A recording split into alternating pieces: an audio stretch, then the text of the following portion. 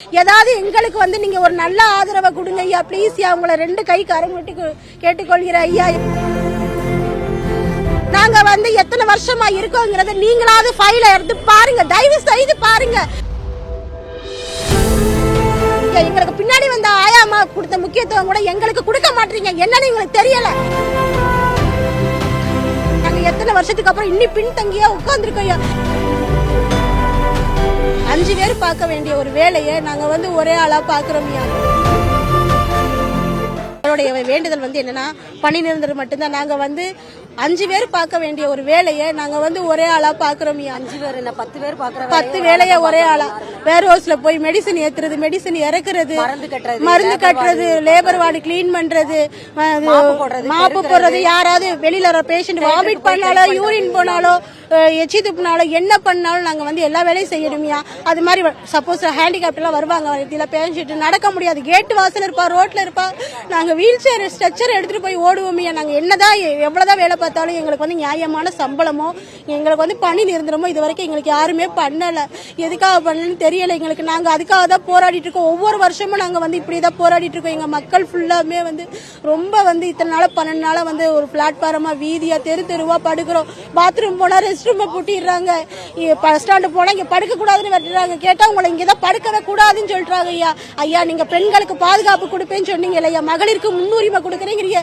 எங்களுக்கு எந்த முன்னுரிமையுமே வரலையா. நாங்களாம் விடோ ஆதரவற்றவங்க ஐயா, எங்களுக்கு எந்த ஒரு பெனிஃபிட்டுமே கிடையாது. எங்க குடும்பம்லாம் வந்து பாருங்க ஐயா, ஒண்ணு இல்லையா, எங்க ஃபைல வந்து தயவு செய்து எடுத்து தட்டி பாருங்க ஐயா. நாங்க எத்தனை வருஷத்துக்கு அப்புறம் இன்னி பின்தங்கியா உட்கார்ந்துருக்கோம் ஐயா. இன்னி நாங்க அதுல இருந்து யாருமே வந்து மேலேயே வரல. எங்களுடைய ஃபைல் எல்லாம் இன்னும் எப்படி இருக்குன்னு கூட தெரியாது. நீங்க ஒரு வாட்டி எங்களுடைய ஃபைல எடுத்து சீனியாரிட்டி படியாவது எங்களை எடுங்கய்யா.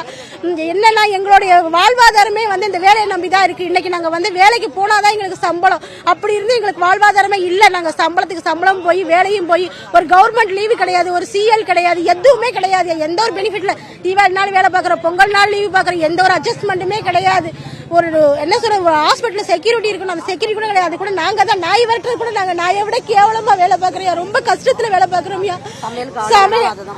சமயத்துல எந்த மாடு வெட்டுறது, நாய் வெட்டுறது, எல்லா வேலையுமே நாங்க ஒர்க்கரை கூப்பிடு, ஒர்க்கர் வாங்க இதை செய்யுங்க, ஒர்க்கர் வருவாங்க.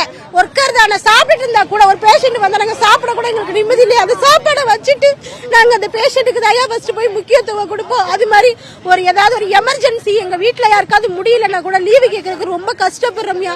என்ன சொல்லி கேட்கறாரு தெரியுங்களா, எங்களுடைய சூழ்நிலையை சொல்லி கெஞ்சி யாராவது எங்க கூட வேலை பாக்குறவங்கள்ட்ட எனக்கு பதிலா இன்னைக்கு ஒரு நாள் பாரு அப்படின்னு சொல்லி அவங்களும் 2 டியூட்டி 3 டியூட்டி பார்த்தாதான் எங்களுக்கு அந்த லீவே கிடைக்குது. எங்களுக்கு லீவும் கிடைக்க மாட்டேங்குது, ஒரு பெனிஃபிட்டும் கிடைக்க மாட்டேங்குது. நீங்களாவது எங்களுடைய கஷ்டத்தை புரிஞ்சு எங்களுடைய வழக்குக்கு ஐயா நீங்க வந்து எங்களுக்கு ஒரு நல்ல ஒரு வெளிச்சத்தை காட்டுங்க. விடியலாட்சின்னு சொல்றது இந்த கொரோனா டயத்துல நாங்க ஹாஸ்பிட்டல்ல தான் டியூட்டி பார்த்தோம். எங்க குழந்தை குட்டிகளுக்கு முடியலைங்களே கூட நாங்க போகல. ஏன் தெரியுங்களா, இங்க போயிட்டா இங்க யாரு பாப்பான்னு சொல்லிட்டு கொரோனா டயத்துல நாங்க உள்ளதானே இருப்போம், வெளியில போக முடியாதுல்ல. அந்த டயத்துல கூட சாம்பிள் வாங்கிட்டு போய் லாக்டவுன் டயத்துல கூட நாங்க வந்து எவ்வளவோ பஸ் இருக்காது, ஒண்ணு இருக்காது. நாங்க அவ்வளவு கஷ்டப்பட்டு இந்த சாம்பிள் கலெக்ஷன் பண்ணி சிவகங்கையில கொண்டு போய் கொடுக்கணும். அவ்வளவு சிரமப்பட்டிருக்கோம். மழைன்னு பார்க்கல, வெயில்னு பார்க்கல, எவ்வளவு கஷ்டப்பட்டு வேலை பார்த்துருக்கு வந்துறீங்களா. ஏதாவது எங்களுக்கு வந்து நீங்க ஒரு நல்ல ஆதரவை கொடுங்க ஐயா, ப்ளீஸ் ஐயா, உங்களை 2 கை கரங்கொட்டி கேட்டுக்கொள்கிறேன் ஐயா. எங்களுடைய வாழ்வாதாரத்தை பாருங்க, எங்களுக்காக பாருங்க. பெண்களுக்கு சம உரிமை கொடுக்குறேங்கிறீங்க, முக்கியத்துவம் கொடுக்குறீங்க, எங்களுக்கு எந்த உரிமையுமே நீங்க கொடுக்கல. நாங்க இன்னும் வந்து கஷ்டப்பட்டுட்டு தான் இருக்கோம். எங்களை சீனியாரிட்டி படியாவது எடுங்க. நாங்க எம்ப்ளாய்மெண்ட் மூலியமா வந்தவங்க, தயவு செய்து நாங்க ஒன் டே பிரேக்ல வரல ஐயா. மாசம் ஐயா நாங்க ஒன் டே பிரேக்ல வரவே இல்லை. நாங்க வந்து எத்தனை வருஷமா இருக்கோங்கிறத நீங்களாவது ஃபைல எடுத்து பாருங்க, தயவு செய்து பாருங்க. எதுக்காக வந்திருக்கோம், இவங்க எப்ப சேர்ந்தாங்க, என்ன சீனியாரிட்டியில வந்தாங்க, என்ன கம்யூனிட்டியில வந்தாங்க, என்ன கோட்டாவில வந்தாங்க, தயவு செய்து நீங்க பாருங்க. எங்களுடைய நியாயமான கோரிக்கை தயவு செய்து புரிஞ்சுக்கங்க. நாங்க வந்து ஒன் டே பிரேக்ல வரல, நாங்க அவங்க இல்ல ஐயா. நீங்க எங்களுக்கு பின்னாடி வந்த ஆயாமா கொடுத்த முக்கியத்துவம் கூட எங்களுக்கு கொடுக்க மாட்டீங்க, என்னன்னு எங்களுக்கு தெரியல. நாங்க வந்து பணியாளரா இருக்கோம், அவங்க வந்து ஒன் டே பிரேக்கு வர்றவங்களுக்கு ஒரு முக்கியத்துவம் கொடுக்குறீங்க. நாங்க இத்தனை வருஷமா வேலை செய்யறோம், இத்தனை வருஷமா கஷ்டப்படுறோம். எங்களுக்கு ஒரு நியாயம் சொல்லுங்க ஐயா. 4.5 ஆண்டு காலமாக நாங்கள் அரசுக்கு மிகவும் ஒத்துழைப்பு கொடுத்து எங்கள் பணியினை சிறப்பாக நாங்கள் செய்து வந்திருக்கிறோம்.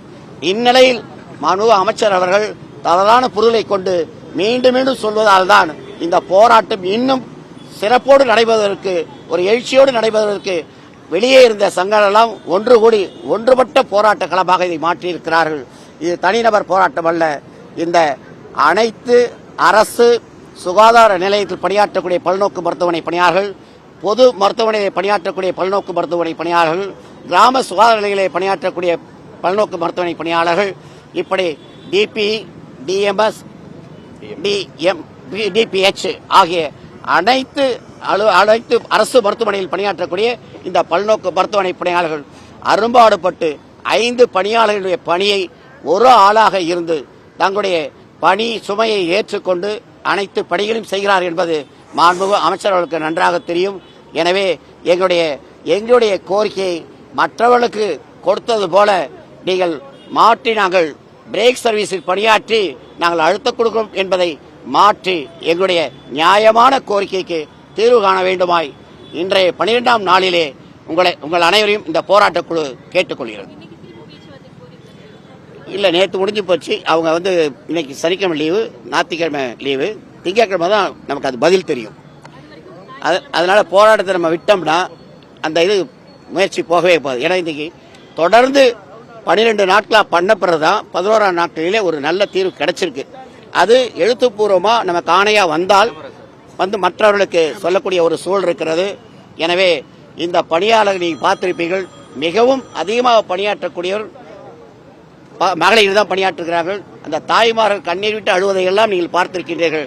அவருடைய கண்ணீருக்கு ஒரு விடை எடுக்க வேண்டும். அரசு என்பது பணியாளர்களுடைய பாலமாக சொல்லியிருக்கிறார். அரசு பணியாளருக்கு நாங்கள் எதிரி இல்லை என்று சொல்லியிருக்கிறார். அப்படிப்பட்ட மாண்புமிகு அமைச்சர் அவர்கள் எங்களை பிரித்து பார்க்காமல் நாங்கள் தொடர்ந்து பணியாற்றுகின்ற பல்நோக்கு மருத்துவமனை பணியாளர்கள் என்ற கோணத்தில் பார்த்து எங்களுடைய கோரிக்கையை நிறைவேற்ற வேண்டும்.